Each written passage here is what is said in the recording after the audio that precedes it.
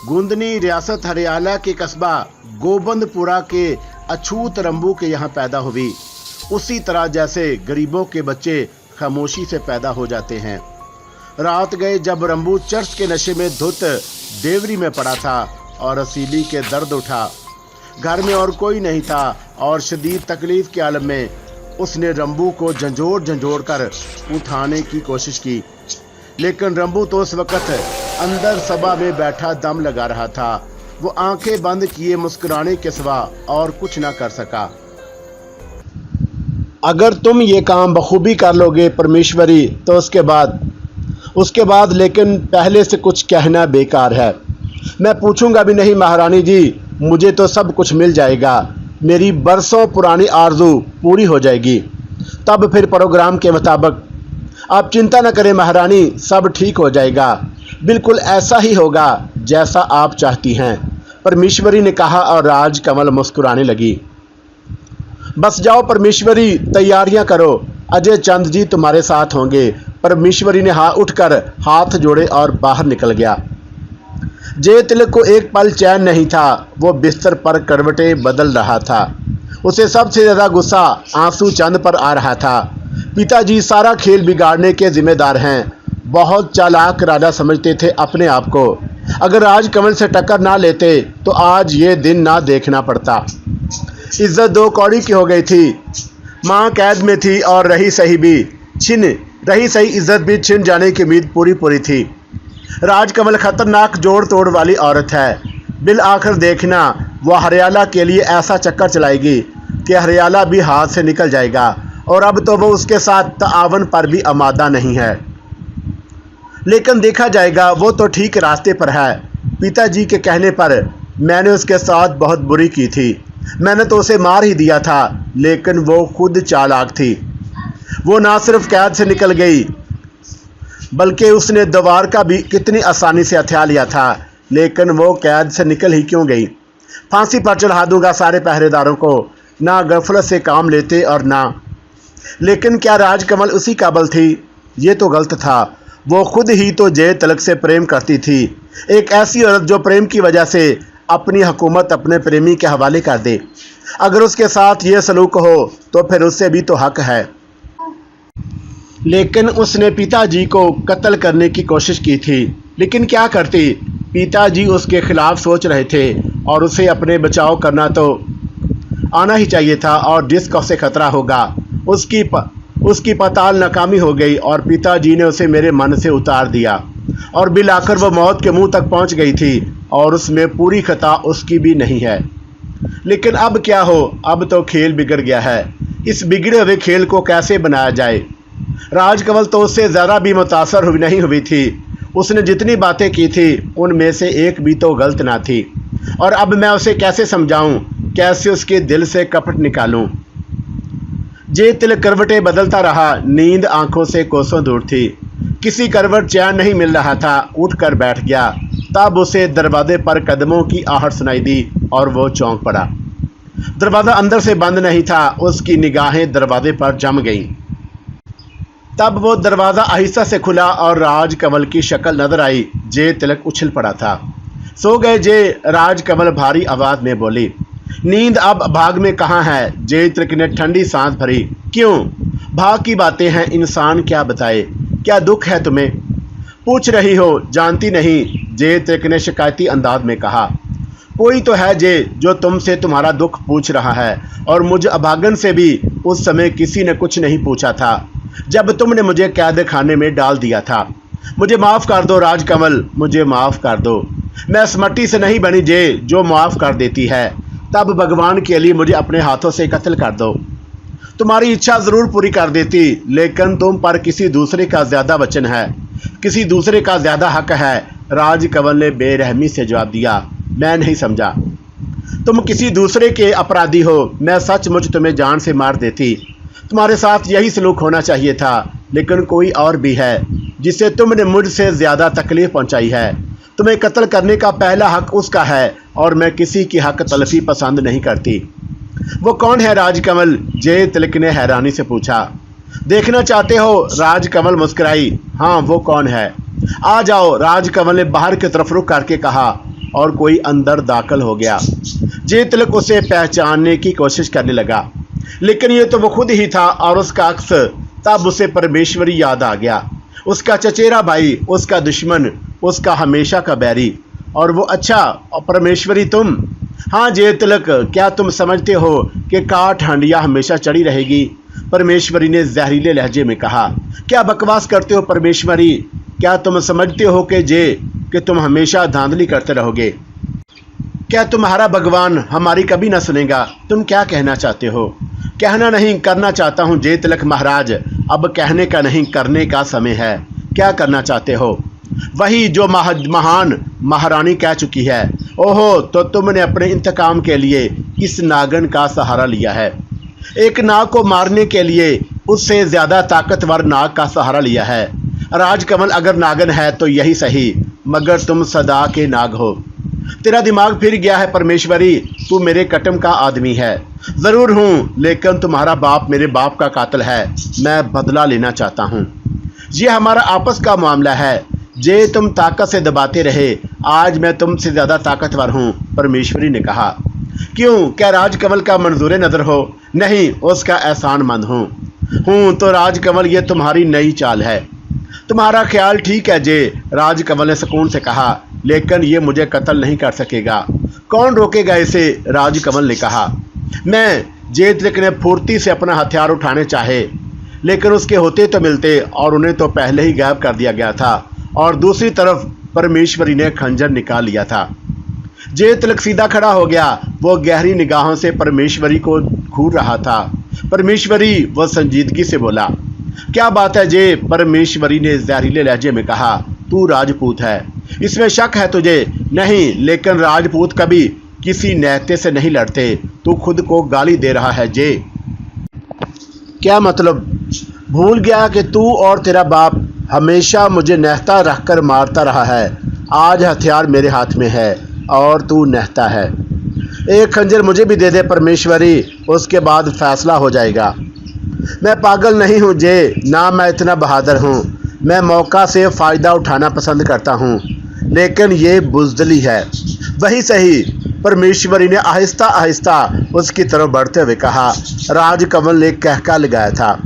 परमेश्वरी, ये तुम्हारी एक और हैसियत है। क्या महारानी? तुम निडर होने के साथ साथ अक्लमंद भी हो, और ये दुनिया सिर्फ अक्लमंदों के लिए है। बहादुरों की यहाँ कोई हैसियत नहीं। बस अब देर ना करो। और इन अल्फाज के साथ ही परमेश्वरी जे तिलक पर झपट पड़ा। परमेश्वरी जे तिलक से थोड़ा सा हल्का था, लेकिन वो बेहद फुर्तीला था। जे तिलक ने झुकाई देकर परमेश्वरी की कलाई पर हाथ डालना चाहा, लेकिन परमेश्वरी ने पलटकर एक भरपूर उसकी पसलियों पर वार किया और खंजर दस्ते तक जे तिलक के सीने में प्यूसत हो गया। जे तिलक के मुंह से कोई आवाज़ न निकल सकी, अलबत्ता खून का फवारा उसकी पसलियों से बुलंद हो गया था। और दुनिया की सबसे भयानक औरत बड़ी दिलचस्पी से ये खेल देख रही थी। जे तिलक लड़खड़ाया तो परमेश्वरी ने दो और कारी वार किए। तब जे तिलक के कदम जमीन पर जमे न रह सके। तूने राजकमल का प्रेम भी देखा था जे, और उसका इंतकाम भी देख। मर जा कुत्ते की मौत, बुला अपने बाप आंसू चंद को, कुत्ता कहीं का। राजकमल ने जे तिलक पर थूक दिया और जे तिलक फटी फटी आंखों से राजकमल की शक्ल देख रहा था और फिर उसकी आंखें पथरा गईं। राजकमल के होंठों पर जहर ही जहर बिखरा हुआ था। वो बेहानक अंदाज में कवि हेकल जे तिलक की लाश देख रही थी और फिर उसने परमेश्वरी की तरफ देखा। तुम खुश हो परमेश्वरी? महारानी की कृपा से मेरे मन में बरसों से सुलगती हुई चिता बुझ गई है। मेरे मन को शांति आपकी वजह से मिली है रानी जी, सिर्फ आपकी वजह से, और मैं आपका ये उपकार कभी नहीं भूलूंगा, परमेश्वरी ने जवाब दिया। और राजकमल ने फिर जे तिलक पर नजरें गाड़ दी। अब उसके होंठों पर मुस्कुराहट नहीं थी और फिर उसके मुंह से एक सर्द आह निकली। ये लोग खुद अपने मन के रोगी होते हैं, खुद अपने जीवन के गाहक होते हैं। भगवान जानता है कि मैं अपने प्रेम में सच्ची होती हूँ, लेकिन ये राक्षस कभी गंदी नाली से उठते हैं, मखमल में लपेट दिए जाते हैं। सो ये सोचने लगते हैं कि वो तो मखमल ही में पैदा हुए थे और ये मुझे भूल जाते हैं। वो सोचते हैं कि मेरी हैसियत ही क्या है, एक पागल औरत हूँ। पागलपन की हरकतें करती हूँ, किसी का कुछ नहीं बिगाड़ सकती। कोई अपने साथ बदले लेकर आता है, भूल जाता है कि मैंने उसे क्या दिया है। मैं अपना जीवन लुटा दूँ, मैं सारे जीवन की कमाई चरणों में डाल दूँ और वो सोचे कि मैं सिर्फ दुश्मन हूँ, तो फिर मैं कैसे सब्र करूँ? क्या मैं इंसान नहीं हूँ? खाको खून में लिपटे हुए लोग अपने कर्मों को भूल जाते हैं और मौत की आवाज़ में मुझे दोष देते हैं, सिर्फ मुझे। रानी जी, परमेश्वरी ने उसे आवाज़ दी और राज कवल चौंक पड़े। हूँ, और तुमने कुछ कहा परमेश्वरी? आप क्या कह रहे हैं महारानी? मैं? और वो हैरानी से बोली, हाँ, आप आहिस्ता आहिस्ता कुछ कह रही थी और मुझसे कुछ कह रही हैं महारानी। मैंने सुना नहीं। नहीं परमेश्वरी, मैं किसी से कुछ नहीं कह रही थी। सुनो, इधर आओ। राजकमल की आवाज़ अजीब थी। परमेश्वरी जल्दी से उसके सामने पहुंच गया। राजकमल उसे घूरने लगी। तुम्हारे ख्याल में परमेश्वरी, वो सख्त लहजे में बोली, तुम्हारे ख्याल में जे तल का जीवन तुमने लिया है? बोलो, जवाब दो। मैं नहीं समझा महारानी, परमेश्वरी बौखलाए हुए अंदाज में बोला, और उन आंखों ने उसके दिल में खौफ पैदा कर दिया था। मुझसे आंखें मिलाओ, राजकमल धाड़ी। महारानी, मेरी बात का जवाब दो।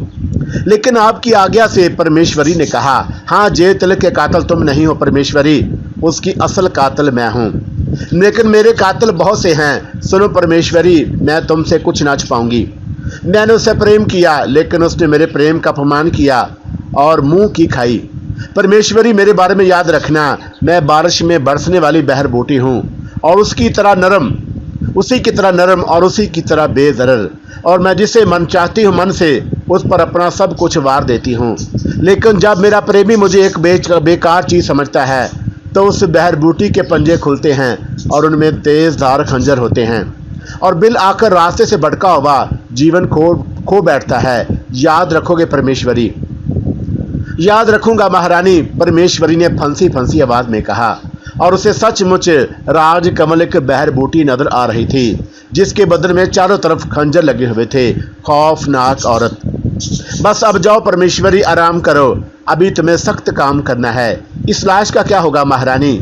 आराम से ठिकाने लगा दी जाएगी, किसी को कानों कान खबर ना होगी। राजकमल ने मुस्कुराते हुए कहा और परमेश्वरी गर्दन झुकाकर बाहर निकल गया।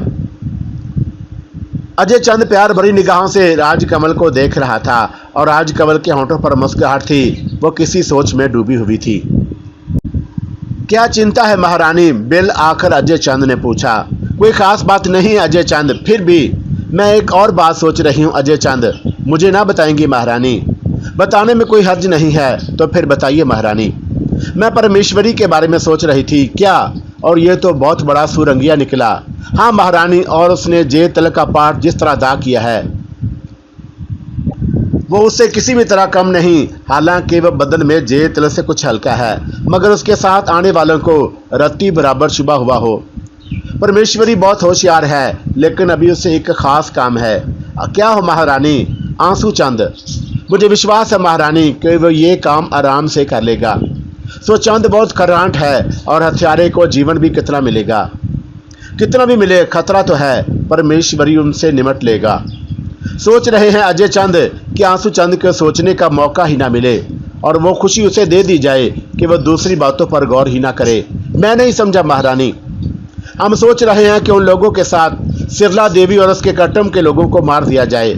अजय चंद चौंक पड़ा और कई मिनट तक सोचता रहा, फिर बोला, ये तो बहुत होशियारी की बात है महारानी। सचमुच आंसू चंद महाराज और सब कुछ भूल जाएंगे, लेकिन सिरला देवी से खतरा है कि कहीं वो परमेश्वरी को पहचान ना जाए। परमेश्वरी बड़ा सूरंगिया है, संभाल लेगा। तो फिर मेरे मन में एक और ख्याल है। बताओ अजय चंद, क्यों ना परमेश्वरी का नाटक महल ही में देख लिया जाए? अजय चंद मुस्कुराते हुए बोला और राजकमल किसी सोच में डूब गई। फिर मुस्कुराते हुए बोली, दूर की कौड़ी लाए हो हारा, तुम्हारी बात पसंद आई है। दिया है कमल कुमारी की, तो फिर इस नाटक का बंदोबस्त आज ही कर लिया जाए। देर किस बात की है? राजकमल ने कहा। आज्ञा दे महारानी। परमेश्वरी को बुलाओ और उससे बात कर ले जाए, राजकमल ने कहा और अजय चंद उठ गया। मैं अभी उसे लेकर आता हूँ। अजय चंद के बाहर निकल जाने के बाद राजकमल ने एक तवील अंगड़ाई ली और जब उसके हाथ गिरे तो उसके चेहरे पर उदासी फैल गई थी। ना जाने ये कैसी उदासी थी। हे भगवान, वो आहिस्ता से बोली, तूने मेरे भाग में बूढ़े ही बूढ़े लिख दिए हैं, कोई मनमोहन भी मेरे भाग में है या नहीं? प्रणाम लाल और अजय चंद। और फिर उसके होंठों पर मुस्कान फैल गई।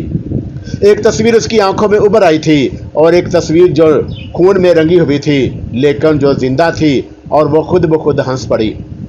थोड़ी देर के बाद परमेश्वरी एक पूर्वकार लिबास में अंदर दाखिल हुआ, और उसकी चाल शहजादों की सी थी, और वो बड़ा ही सुंदर लग रहा था। लेकिन कमरे में दाखिल होकर उसने दोनों हाथ जोड़े और उन्हें माथे से लगाकर झुक गया। आइए जय तिलक महाराज, राजकमल मुस्कुराते हुए बोली। जय महारानी, परमेश्वरी ने कहा। पधारिए, राजकमल हंसकर बोली, और अजय चंद भी हंस रहा था। दोनों राजकमल के सामने बैठ गए। कहिए, कैसी गुजरी है? कृपा है महारानी की, किसी को शुबा तो नहीं हुआ? भूल जाइए महारानी इस बात को। हाँ, तुम होशियार आदमी हो, राजकमल ने तारीफी अंदाज में कहा, और फिर वो अजय चंद की तरफ देखकर बोला, क्या परमेश्वरी को कुछ बताया? नहीं महारानी, आपकी आज्ञा के बिना। और राजकमल एक गहरी सांस ली, फिर बोली, परमेश्वरी, हमने कुछ नए फैसले किए हैं। दास को इस काबिल समझा जाए तो बता दिया जाए। इस अंदाज में बात मत करो परमेश्वरी, अब तो हमारे खास आदमी हो, और इस पूरे मामले तो तुम्हारी सारी मेहनत तुम्हें ही करनी है। महारानी दास को पूरी तरह होशियार पाएंगी। हमने फैसला किया है परमेश्वरी कि जय तिलक के कटम को रहा कर दिया जाए। ओहो, और उसमें जय तिलक की माँ सिरला देवी भी है। हाँ, मुझे मालूम है। परमेश्वरी, क्या तुम अपने सवांग से उसे भी आराम कर सकते हो? काम मुश्किल जरूर है रानी जी, लेकिन मैं कोशिश जरूर करूंगा। हम तुम्हें किसी घटना में नहीं डालना चाहते। हमारा ख्याल है कि यह नाटक यहीं शुरू कर दिया जाए। सुनो, हम तुम्हें तुम्हारे साथियों के साथ कल सुबह दरबार में बुलाएंगे। वहां तुम हमसे सिरला देवी के बारे में बात करना। हमारे तुम्हारे दरमियान जंग ना करने का माहदा हो जाएगा, और मैं सिरला देवी को रहा कर दूंगी। धन्यवाद महारानी, लेकिन उसके बाद भी एक आध रोज यहाँ गुजारना है। हाँ, बस एक रोज। मेरा ख्याल है कि सिरला देवी के मन की बात तुम खूब जान लोगे। बिल्कुल ठीक, और तुम अपने नाटक की तैयारियां रखना। आप चिंता न करें महारानी, मुझे चिंता नहीं है परमेश्वरी, तुम ऐसे ही आदमी हो, उसने मुस्कुराते हुए कहा। और फिर इस मसले के सारे अमूर तय हो जाने के बाद परमेश्वरी को जाने की इजाज़त मिल गई। राजकमल ने मुस्कुराते हुए अजय चंद की तरफ देखा। किस सोच में डूबे हुए हो अजय? कुछ नहीं महारानी, बेकार सी सोच है। और फिर आप तो खुद हैं। मेरा दिमाग एक सिपाही का दिमाग है, राजपाट मुझे कहाँ आता है। फिर भी क्या सोच रहे थे? बहुत बात की बात है महारानी। अजय चंद, बहुत बात की बातें बहुत पहले सोचनी चाहिए। क्या सोच रहे थे? मैं सोच रहा था महारानी कि परमेश्वरी हरियाणा का राजा बनने के बाद कोई गड़बड़ ना करे। ओहो, राजकमल ने संजीदगी से कहा। तुम्हारी सोच ये नहीं है अजय चंद, लेकिन ये बात हमने बहुत पहले सोची थी। महारानी महान है, एक ख्याल मेरे मन में भी था। क्या? यही कि महारानी इस बात से गाफिल ना होगी, और उन्होंने इसका उपाय भी सोचा होगा। सोच लिया है अजय चंद, दास को बताएंगी। कोई हर्ज नहीं था, मुझे तुम पर विश्वास है, लेकिन अभी देर की बात है। और फिर भी एक बात समझ लो।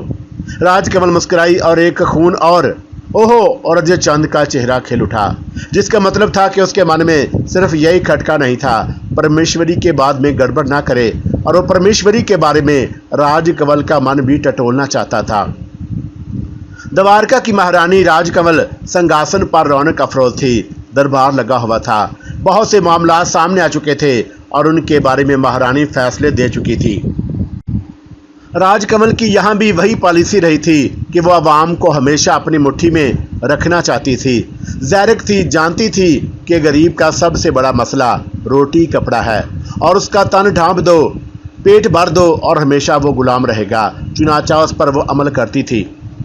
चौबेदार ने बुलंद आवाज में राजा जय तिलक का नाम लिया, और सारे दरबारियों की गर्दनें उस तरफ उठ गईं।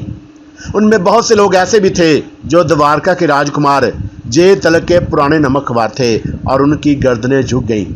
जय तिलक अपने साथियों के साथ दरबार में आ गया, और राजकमल के होंठों पर मुस्कुराहट फैल गई। आइए जय तिलक महाराज, आइए, मगर मेरी समझ में नहीं आ रहा कि आपको दरबार में कौन सी जगह दूं। मैं इस समय एक आम आदमी हूँ महारानी राजकमल, और आपके पास किसी ज़रूरत से आया हूँ, इसलिए मेरी जगह ना तलाश करें। जय तिलक ने बड़े इत्मीनान से जवाब दिया। तुम्हारे लिए इस दरबार में जगह भी कौन सी हो सकती है जय तिलक? राजकमल जहर खान से बोली। ये तो बदले की बात है। एक रोज तुमने भी हरियाला में मेरे लिए कोई जगह नहीं छोड़ी थी। मेरी दरख्वास्त है रानी राजकमल, उस वक़्त मुझे ना समझा जाए। फिर तुम किस हैसियत से आए हो जय तिलक? एक माँ का बेटा होने की हैसियत से, एक कटम का रखवाला होने की हैसियत से। मैंने तुम्हारे कटम को भी यहाँ बुलाया है। तुम्हारी माता सरला देवी और दूसरे लोग यहाँ मौजूद हैं। राजकमल ने कहा और उसी वक़्त एक झरोके से एक चीख सुनाई दी, जे जे मेरे बच्चे, जे मेरे बच्चे। ये सरला देवी की आवाज़ थी। जय तिलक ने झरोके की तरफ देखा। जालियों से उसे सरला देवी के दोनों हाथ बाहर निकले हुए थे। जय तिलक के चेहरे पर जल्जले के आसार नमूदार हुए। धीरज रखो माता जी, धीरज रखो। जे और मेरे लाल, मेरे चांद, एक बार, बस एक बार मेरे गले से लग जा। आजा मेरे लाल। रानी राजकमल, क्या आप मेरी माता को मुझसे मिलने की आज्ञा दे सकती हैं? जय तिलक ने रूंधी हुई आवाज में पूछा। ये राज दरबार है जय, माँ बेटे की मिलाप की जगह नहीं है। काम की बात करो। धीरज रखो माता, धीरज रखो। जय तिलक फिर उसी अंदाज में बोला। दरबारियों के चेहरे भी उस मंजर में धुआं हो गए थे।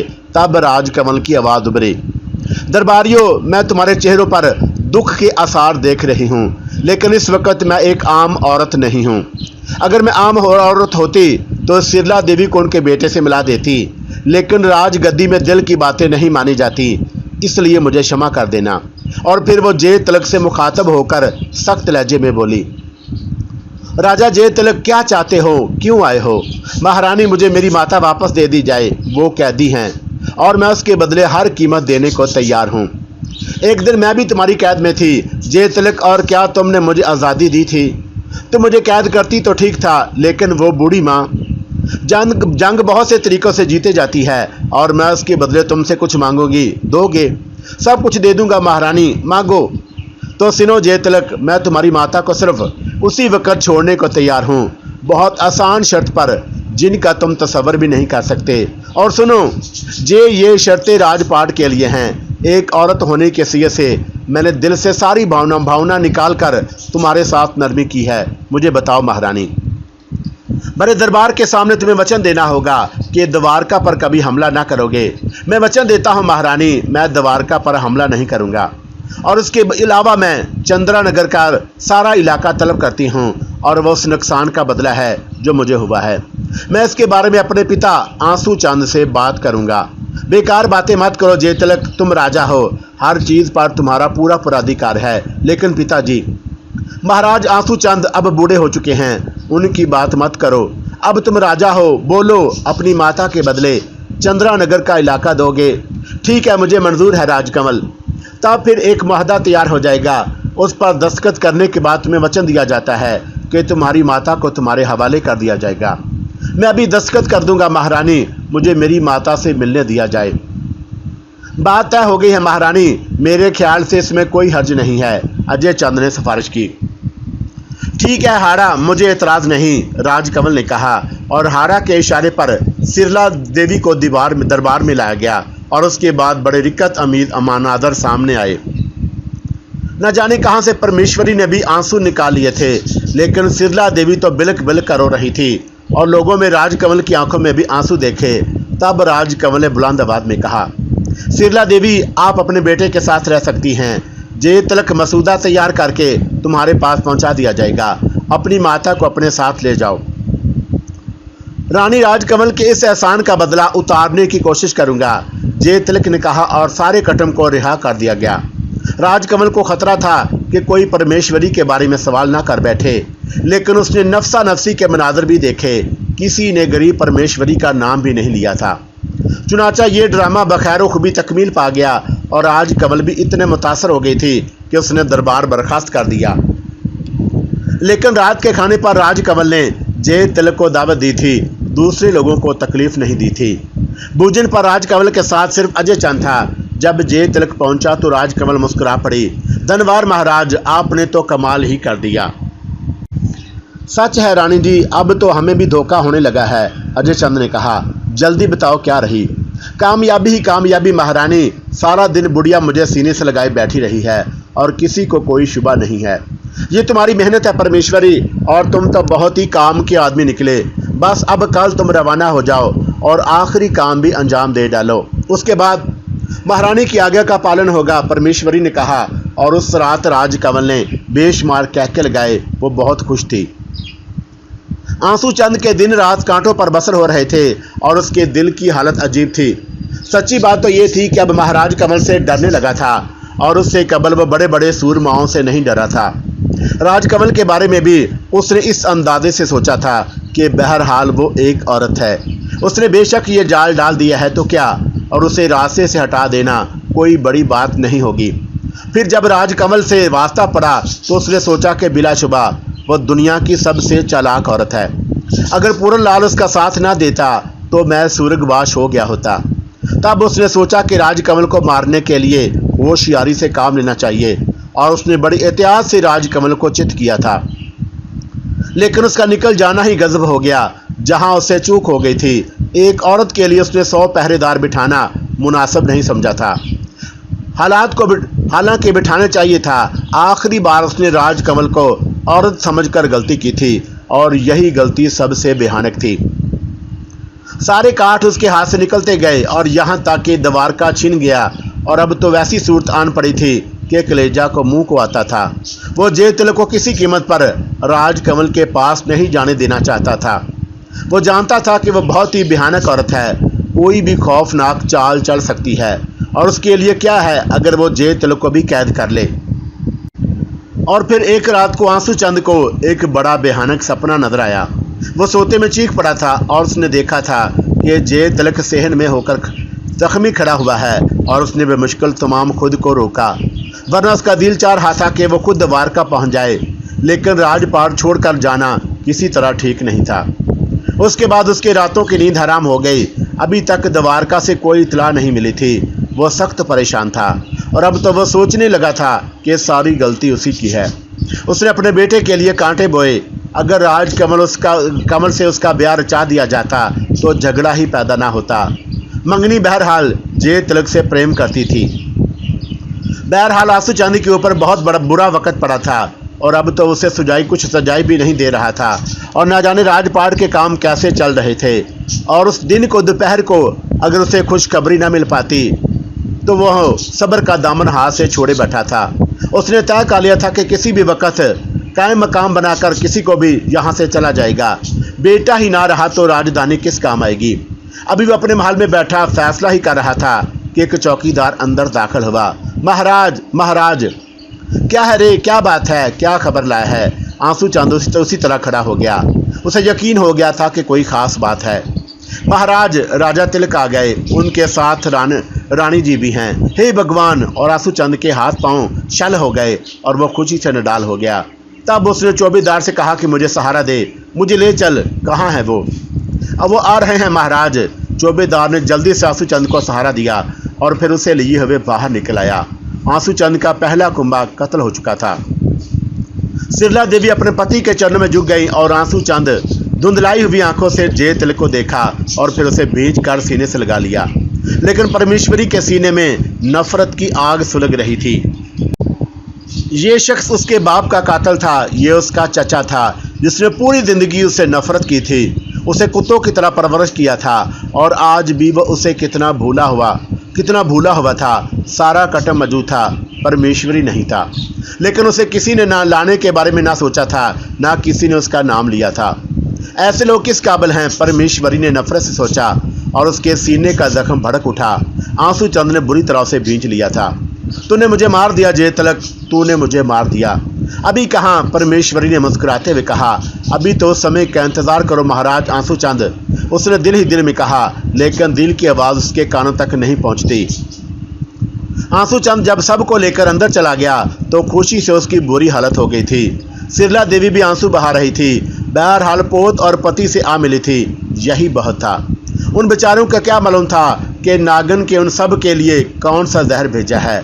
नागन ने उनके बारान की आंखों की रोशनी भी छीन ली है। उसने तो द्वारका का नामो निशान मिटा दिया है। अब आंसू चंद के यहाँ कोई चिराग रोशन ना होगा और उसकी नस्ल खत्म हो चुकी है। रात का भोजन बहुत शानदार था, सब मौजूद थे। आंसू चंद अपने कटम वालों से द्वारका के मिल जाने का अहवाल पूछ रहा था, लेकिन अब सब्र के सिवा चारा भी क्या था। राजकमल की शर्त को उसने सुकून से सुना और फिर ठंडे लहजे में बोला, भगवान ने हमारी सहायता की है, बात चंगी घर पर ही टल गई। वी दो, और वी दो इस जहरीली नागन को जो मांग रही है, दे दो, हम उसके विष का मुकाबला नहीं कर सकते। और परमेश्वरी मन ही मन में मुस्कुरा दिया और जे तिलक उस चाल का शिकार हो गया और उसके चचा दाद भाई पर परमेश्वरी ने उसे कत्ल कर दिया। और राजकमल ने परमेश्वरी को जे तिलक बताकर उसके खानदान को रहा कर दिया कि आंसू चंद को शक ना हो। और यूं एक खौफनाक ड्रामा खेला गया। आंसू चंद ने जो अपने कुंबे की रिहाई की खबर पाई तो खुशी से दीवाना हो गया। उसने चंद्रनगर का इलाका राजकमल को देने का फैसला कर लिया। चंद्रनगर द्वारका में शामिल हो गया, लेकिन अभी तो बहुत से काम बाकी थे। रूपा की शक्ल बदल गई थी। राजकमल के राज में उसने भी राज किया था।